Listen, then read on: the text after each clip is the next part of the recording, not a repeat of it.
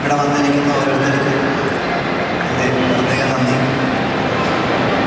And ഈ ഒരു സിനിമയെ പറ്റി പറയുകയാണെങ്കിൽ ഒരു പോലീസ് ഓഫീസറായിട്ടാണ് ആൻഡ് തുടക്കം ഒരു ഫ്രഷറായിട്ട് നമുക്ക് അഭിനയിക്കണം. സിനിമയിൽ ഫ്രഷർ ആയിട്ടുള്ള ഒരാളല്ല ഷെയ്ൻ. സോ ഒരു ഫ്രഷർ വിശേഷത്തിൽ അത്യാവശ്യം ഫ്രഷർ ആയതുകൊണ്ട് അതുകൊണ്ട് എനിക്ക് അത്ര ടഫായിരുന്നില്ല. പക്ഷെ ഇത് മൂന്നാമത്തെ പോലീസ് വേഷമാണ്. മൂന്നാമത്തെ പോലീസ് വേഷം SI ക്യാരക്ടറായിട്ട് രണ്ടാമത്തെയാണ്. ഈ സിനിമയെക്കുറിച്ച് പറയാനാണെങ്കിൽ ഇപ്പോൾ ജിത്തു സാർ നേരത്തെ പറഞ്ഞ പോലെ ഇതിൻ്റെ ട്രെയിലർ കാണുമ്പോൾ ഒരു ഇൻവെസ്റ്റിഗേഷൻ ത്രില്ലർ എന്നൊരു ജോണറിൽ പെടുത്തുന്ന ഒരു സിനിമയായിട്ടാണ് നിങ്ങൾക്ക് തോന്നുക. ഉറപ്പായിട്ടും അത് അങ്ങനത്തെ സിനിമയാണ്. പക്ഷേ സംതിങ് മോർ നമുക്ക് പ്രതീക്ഷിക്കാം. എല്ലാവർക്കും ഇഷ്ടപ്പെടുമെന്ന് കരുതുന്നു. ഉറപ്പായിട്ടും ഇപ്പോൾ സത്യം പറഞ്ഞാൽ ഷെയ്നെ സംബന്ധിച്ച് വളരെ പിക്കിയായിട്ട് മാത്രമാണ് പടങ്ങൾ ചെയ്യാറ്. കണ്ടിന്യൂസ് ആയിട്ട് അങ്ങനെ പടങ്ങൾ കാണാറില്ല. ശരി, ഷെയ്ൻ എങ്ങനെയാണ് പടത്തിലേക്ക് ലാൻഡ് ചെയ്യുന്നത്? കഥ കേട്ട് ഇഷ്ടപ്പെടും.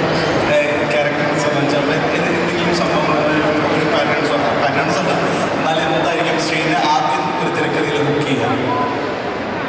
ഈ സിനിമയെ സംബന്ധിച്ചിടത്തോളം ഇതിൻ്റെ ക്യാരക്ടർ വൈസും കഥയും പിന്നെ ഉറപ്പായിട്ടും ജിത്തു ജോസഫ് സാറുമാണ് അതിൻ്റെ 3 കാരണങ്ങളാണ് ശരിക്കും. ആദ്യം തന്നെ എന്നെ ജിത്തു സാറിൻ്റെ മകളാണ് വിളിക്കുന്നത്. അപ്പോൾ എനിക്കുള്ള ഒരു അത്ഭുതം എന്ന് വെച്ചാൽ ഞാൻ അങ്ങനെ ആ ഒരു സർക്കിൾ ഓഫ് മൂവീസിൽ ഇതുവരെ മുഖം കാണിച്ചിട്ടില്ല. അപ്പോൾ എന്താണ് എൻ്റെ അടുത്ത് പറയാനുള്ള കഥ, എൻ്റെ അടുത്ത് പറയാനുള്ള കഥാപാത്രം എന്നറിയാനായിട്ടാണ് ഞാൻ പോകുന്നത്. അത് വലിയൊരു എക്സൈറ്റ്മെൻറ്റോടെ പോകുന്നത്. എന്നെ വളരെയധികം തൃപ്തിപ്പെടുത്തിക്കൊണ്ടാണ് ഞാൻ വീട്ടിൽ നിന്ന് പറഞ്ഞത്. നല്ലൊരു കഥയാണ്, നല്ലൊരു ക്യാരക്ടറാണ് അച്ഛയെന്ന് പറഞ്ഞു. സാധാരണ രീതിയിൽ ഇപ്പോൾ വേറൊരു മെയിൻ സ്ട്രീം ഇതിലേക്ക് വരുമ്പോൾ ചിലപ്പോൾ ക്യാരക്ടർ വൈസ് ചിലപ്പോൾ നമുക്ക് അത്ര കോംപ്രമൈസ് ചെയ്യേണ്ട ഒരു ക്യാരക്ടേഴ്സ് ആയിരിക്കും. അല്ലെങ്കിൽ നമ്മൾ ഉദ്ദേശിച്ചൊരു നമ്മൾ പ്ലേസ് ചെയ്യാൻ ആഗ്രഹിക്കുന്ന ഒരു അതിനകത്ത് ഉണ്ടാവണമെന്നില്ല. പക്ഷെ ഇതിൽ അങ്ങനെ ആയിരുന്നില്ല. അതുകൊണ്ട് ഒരുപാട് നന്ദിയുണ്ട് സാർ, എൻ്റെ പേര് ഓർത്തതിനും വിളിച്ചതിനും. ആൻഡ് ട്രെയിലറിലാണെങ്കിൽ വളരെ കൺവിൻസിംഗ് ആയിട്ടുള്ള രീതിയിൽ ഷെയ്ൻ അത് നന്നായിട്ട് പെർഫോം ചെയ്തിട്ടുണ്ട്.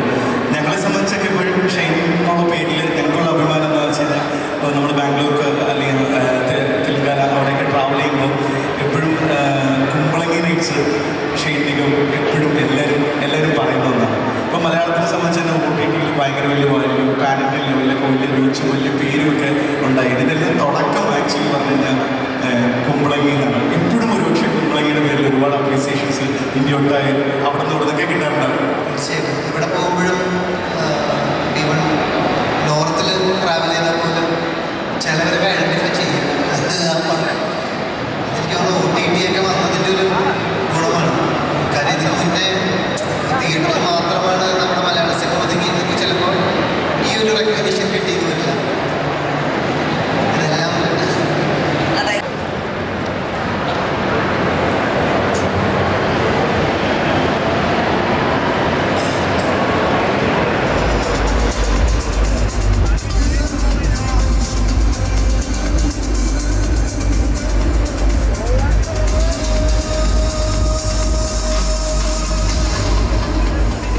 ശരിക്കും എങ്ങനെയാണ് ദൃഢം സംഭവിക്കുന്നത്? എങ്ങനെയാണ് ഇപ്പോൾ തിരക്കഥയിൽ നിന്നാണല്ലോ എല്ലാത്തിൻ്റെ തുടക്കം.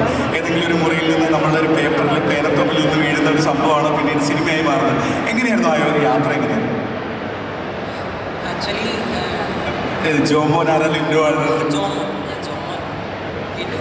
ഇത് ജോമോനും ഇത് ലിൻഡോ ദേവസ്യയാണ്. ആക്ച്വലി ഈ സ്ക്രിപ്റ്റ് നടക്കുന്നത് എൻ്റെ അപ്പച്ചൻ എൻ്റെ അച്ഛൻ നാട്ടിൽ നടന്നൊരു ചെറിയ ഇൻസിഡൻറ്റ് പണ്ട് നടന്നൊരു കഥ എന്നോട് പറഞ്ഞതാണ്. ഇതിൻ്റെ കഥേൻ്റെ സ്റ്റാർട്ട് അങ്ങനെയാണ്, ഒരു ചെറിയ ത്രെഡ്. അപ്പോൾ അത് നന്നാകുമെന്ന് തോന്നിയിട്ടാണ് ഞാൻ ഇങ്ങോട്ട് ഡിസ്കസ് ചെയ്തത്. അപ്പോൾ നമ്മളത് ഡെവലപ്പ് ചെയ്തു, സ്റ്റോറിയാക്കി. ശേഷം മാർട്ടിൻ ബ്രോ ഈ പറഞ്ഞ പോലെ ഒരു സബ്ജക്റ്റ് ഇങ്ങനെ ചോദിച്ചു. ആൾ വേറൊരു പരിപാടിയായിരുന്നു നോക്കിക്കൊണ്ടിരുന്നത്, ത്രില്ലറല്ല. അപ്പോൾ വിളിച്ചപ്പോൾ ഒരു ദിവസം ഞാൻ പറഞ്ഞു 2 ത്രില്ലേഴ്സ് ഉണ്ട്. അപ്പോൾ ത്രില്ലർ വേണ്ട, വേറൊരു പരിപാടി എന്ന് പറഞ്ഞ് ലാസ്റ്റ് ഇപ്പോൾ ചുമ്മാ ഒന്ന് കഥ പറയൂ, കേൾക്കാൻ വേണ്ടി ചുമ്മാ ഒന്ന് പറയുമെന്ന് ചോദിച്ചു. അപ്പോൾ ഞാൻ നമ്മുടെ ദൃഢത്തിൻ്റെ കഥ പറഞ്ഞു, ആൾക്ക് വർക്കായി. അങ്ങനെയാണ് ഇത് ഇനീഷ്യലി തുടങ്ങുന്നത്. പിന്നെ നമ്മളത് ഒരുമിച്ച് വർക്കൗട്ട് ചെയ്തു. ശേഷം ജിത്തു സാറാണ് സ്ക്രിപ്റ്റ് വായിച്ചിട്ട് അത് നല്ലതാണെന്ന് പറയും. സാറിന് കുറേ സജഷൻസും അതെങ്ങനെ നന്നാക്കാൻ പറ്റും എന്നുള്ള കാര്യങ്ങളൊക്കെ സാറാണ് നമുക്ക് പറഞ്ഞു തന്നതും ഡെവലപ്പ് ചെയ്യുന്നതും. അങ്ങനെയാണ് ദൃഢം ഉണ്ടാകുന്നത്. ജിത്തു സാറിപ്പോൾ ഒരു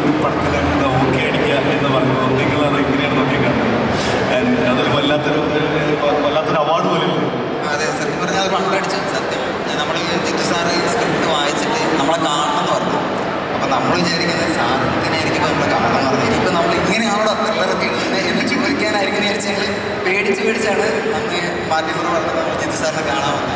ശരി, അവിടെ എത്തുന്നവരെ ആ ഒരു ടെൻഷൻ ഉണ്ടായിരുന്നു. നല്ല ടെൻഷൻ ഉണ്ടായിരുന്നു. സാറിനെ കണ്ടു, സാറ് പറഞ്ഞു ഓക്കെ രസമുണ്ട്, കുറച്ച് സജഷൻസ് ഒക്കെ തന്നു. അതായത് ഉള്ള സ്ക്രിപ്റ്റിനെ കുറച്ചും കൂടി നന്നാക്കാൻ സാറിൻ്റെ സജഷൻസും കാര്യങ്ങളൊക്കെ ഉപകാരപ്പെട്ടിട്ടുണ്ട്. കാത്തിരിക്കുകയായിരുന്നു തിയേറ്ററിൽ വരാൻ വേണ്ടിയിട്ട്. അതിൻ്റെ ഇടയിൽ ചെറിയൊരു അൺഎക്സ്പെക്റ്റഡ് മൊമെന്റ് സംഭവിച്ചു. പക്ഷേ സ്റ്റിൽ വെയിറ്റിംഗ് വിത്ത് എക്സൈറ്റ്മെന്റ് ഫോർ നാളത്തെ ദിവസം അല്ലേ. സോ ഞാൻ ഇങ്ങനെ വായിച്ചിട്ടുണ്ട് ജിത്തു സാറിൻ്റെ അസോസിയേറ്റ് ഡയറക്ടറായിട്ടാണ് ഒത്തിരി വർക്ക് ചെയ്തിട്ടുള്ളത്. സോ ജിത്തു സാർ കൂടുതൽ ത്രില്ലർ മൂവീസൊക്കെ ആണല്ലോ ചെയ്യുന്നത്. പക്ഷെ എന്തുകൊണ്ട് ഫസ്റ്റ് സിനിമ ഇപ്പോൾ അവർ പറഞ്ഞ പോലെ എന്തുകൊണ്ട് ഫസ്റ്റ് മൂവി ത്രില്ലർ വേണ്ട എന്നൊരു തീരുമാനം എടുത്തു? ആദ്യം തന്നെ എല്ലാവർക്കും നമസ്കാരം. ഞാൻ ആദ്യമായിട്ടാണ് ഇത്രയും വലിയൊരു ഫംഗ്ഷൻ പങ്കെടുക്കുന്നത്. അപ്പോൾ അതിൻ്റെ ഒരു എക്സൈറ്റ്മെൻ്റ് ഉണ്ട്. അതിങ്ങനെ വന്നതിന് ഞാൻ എല്ലാവരും സോറി. കാരണം 2 ദിവസം മുമ്പ് ബൈക്ക് ഒന്ന് സ്കിഡ് ചെയ്തു. അങ്ങനെ തെന്നി വീട്ട് മുട്ടിൻ്റെ ഇവിടെ ചെറിയൊരു പരിക്കുണ്ട്. അതുകൊണ്ടാണ് ഇങ്ങനെ വന്നത്. ഞാൻ ഒരു എക്സൈറ്റ്മെൻറ്റ് പുറത്ത് പോകുന്നതാണ്. ആദ്യത്തെ സിനിമയാണ്, ഞാനത് മിസ്സാക്കാൻ പാടില്ല. പിന്നെ പ്രൊമോഷൻ പരിപാടിയൊന്നും, അതുകൊണ്ട് അതിൻ്റെ ഒരു എക്സൈറ്റ്മെൻറ്റ് പുറത്ത് വന്നതാണ്. അപ്പം എല്ലാവർക്കും നമസ്കാരം.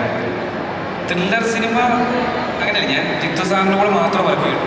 ഞാൻ 2020 സാറിനോട് ജോയിൻ ചെയ്ത് തൊട്ട് ഇന്ന് വരെ ഞാൻ വേറൊരു ഡയറക്ടറോട് വർക്ക് ചെയ്തിട്ടുണ്ട്. അപ്പം ഞാൻ സാറ് പറയും സാറ്